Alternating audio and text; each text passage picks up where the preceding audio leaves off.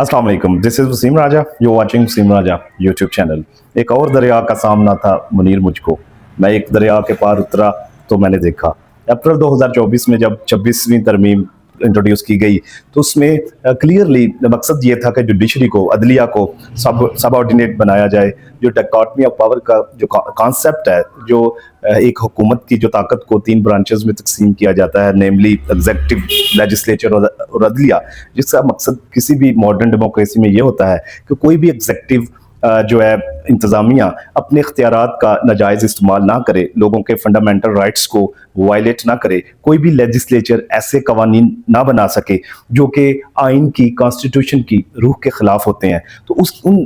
जो कॉन्स्टिट्यूशन के ख़िलाफ़ जो बनाए गए आइन को, उन इक़दामात को जो कि एक अथॉरिटेरियन एग्जेक्टिव उठा सकती है, चैलेंज करने के लिए, एग्जामिन करने के लिए, इंटरप्रेट करने के लिए कोई भी जो है एक जुडिशरी का जो दरवाज़ा खटखटा सकता है। अब जुडिशरी का कॉन्सेप्ट ये है कि उसमें इंडिपेंडेंट जजेस का कॉन्सेप्ट दिया गया है एज पर कॉन्स्टिट्यूशन ऑफ 1973 कि जो अदलिया है अपने जजेस की अपॉइंटमेंट वो खुद करेगी। चीफ जस्टिस जो उस कोर्ट के होंगे वो जो है सीनियर मोस्ट जजेस को अकॉर्डिंगली अपॉइंट करेंगे।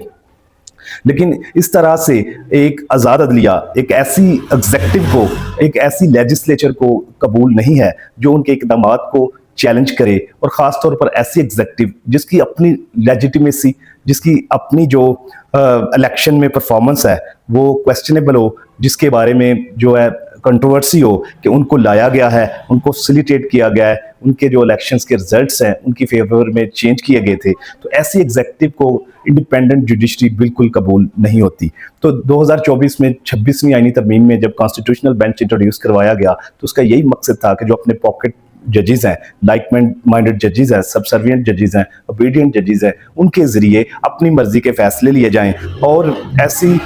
जो अदलिया बनाई जाए कि जो कि टफ टाइम ना दे, सिर्फ यस यस सर बोले। तो 26वीं आईनी तरमीम के बाद 27वीं आईनी तरमीम ने एक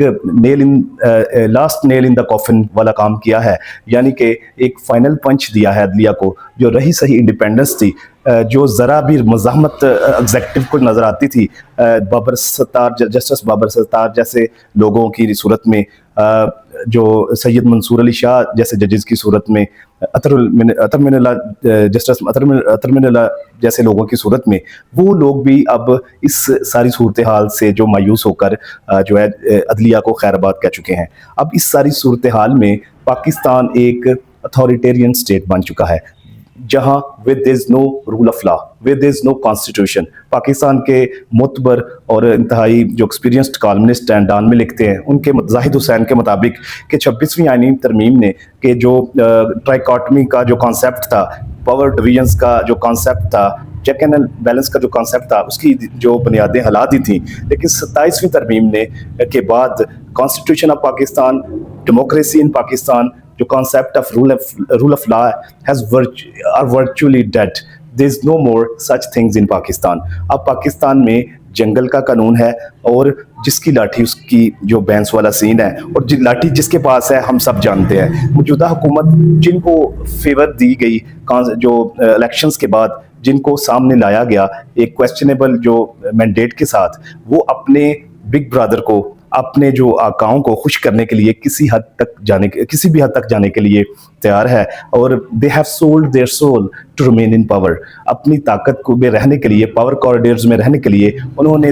वोट की इज्जत का सारा कॉन्सेप्ट, उन्होंने रूल ऑफ लॉ का सारा कॉन्सेप्ट, डेमोक्रेसी, सिविलियन सुपरमेसी के सारे जो कलरफुल जो उनके क्लेम्स थे, दावे थे, जिनके लिए वो समझते थे कि हमने सारी ज़िंदगी स्ट्रगल किया है, और बड़ी उसको जो पाकिस्तान पीपल्स पार्टी जैसी जो जमातें थी बड़ा प्राउडली क्लेम करती थी कि वो सिविलियन रूल के लिए, डेमोक्रेसी के लिए, जमहूरियत के लिए जो उन्होंने शहादतें दी, नो डाउट उन्होंने दी। लेकिन अब वो सारी स्ट्रगल, वो सारी एफर्ट्स उन्होंने अंडू कर दी हैं 27th अमेंडमेंट के बाद, जबकि पाकिस्तान 2026 में पूरी दुनिया मॉडर्न डेमोक्रेसी के 250 साल मुकम्मल करने जा रही है, जब पूरी दुनिया में लिबरल डेमोक्रेसी के हवाले से एफर्ट्स की जा रही हैं, जहाँ फाशिस्ट और नेशनलिस्ट लीडर्स के खिलाफ लोग इवन न्यूयॉर्क में खड़े हुए हैं, जिन्होंने ज़ोहरान ममदानी जो कि ग्रास रूट लेवल्स से ऊपर आए हैं, उनको वोट दिए हैं against the wishes of the president of the America, president Donald Trump. और दूसरी तरफ पाकिस्तान में जो एक इस्तिस्ना लिया जा रहा है, इम्यूनिटीज़ ली जा रही हैं,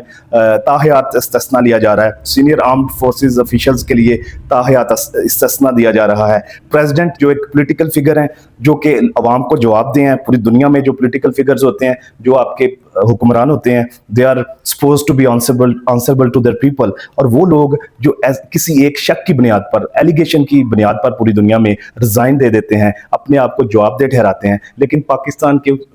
के अंदर उससे एग्जैक्ट ऑपोजिट हो रहा है कि अपने एक्शंस के हवाले से, अपने जो पॉलिसीज़ के हवाले से, अपने लॉज के हवाले से पाकिस्तान के अंदर जो पॉलिटिकल लीडर्स हैं, जो हमारे हुक्मरान हैं, वो ताहयात इस्तिस्ना मांग रहे हैं। तो इससे आपको समझ आती है कि इसमें एक खौफ इमरान भी है, और ये उस पॉलिटिकल फिगर से भी डरते हैं कि जो who is the most popular figure, political figure in Pakistan, who is behind the bars right now, अगर वो कल को उसको कोई मौका मिलता है तो वो इन चीज़ों की अकाउंटेबिलिटी कर सकता है। तो उसके लिए जो है प्रीएम्प्टिव जो मेजर्स लिए जा रहे हैं, जो इस्तिस्ना इम्यूनिटी के हवाले से है। उसके अलावा जो इंडिपेंडेंट जुडिशरी है, उसका तो तकरीबन कॉन्सेप्ट ही अब ख़त्म शुद्ध समझें, क्योंकि जितने भी अब जजेस होंगे वो एग्जेक्टिव के जजेस होंगे। Executive has dominated over legislature and judiciary. Executive के जो पॉकेट जो जजेस हैं, लाइक माइंडेड लोग हैं, वही नई अपॉइंटमेंट्स करेंगे। अगर कोई जज इसमें कोई चूं चरा करता है तो उसको किसी भी जगह ट्रांसफ़र कर दिया जा सकता है। अगर वो ट्रांसफ़र से, ज्वाइनिंग से इनकार करता है तो उसको घर भेज दिया जाएगा। तो ये एक इकदामात हैं जो कि क्लियरली पाकिस्तान को जो है 250 साल जो है पीछे लेकर जा रहे हैं। जब दुनिया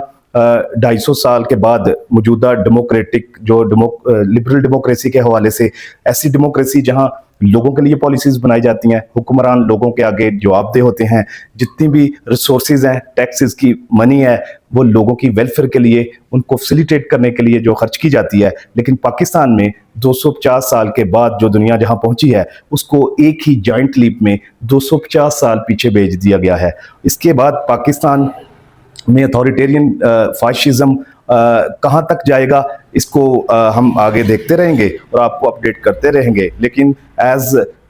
responsible citizens of Pakistan, as जो students of political science of constitution, हमारी जिम्मेदारी है कि हम इस चीज़ को जाहिर है अनडू तो नहीं कर सकते, इसको रोकने की ताकत तो नहीं रखते, लेकिन हम इस चीज़ को हाईलाइट तो कर सकते हैं, इसको समझने में दूसरों की मदद तो कर सकते हैं कि ये इलीगैलिटी किस तरह की जा रही है, किन लोगों को, किन हलकों को, किन कॉरिडोर्स को फैसिलिटेट करने के लिए की जा रही है, और मौजूदा सिविलियन हुकूमत जो किस हद तक जो अपने जो आकाओं को फैसिलिटेट करने के लिए अपना पॉलिटिकल कैपिटल जो है वो इन्वेस्ट कर रही है। मिलते हैं अगली वीडियो में। अल्लाह हाफिज़।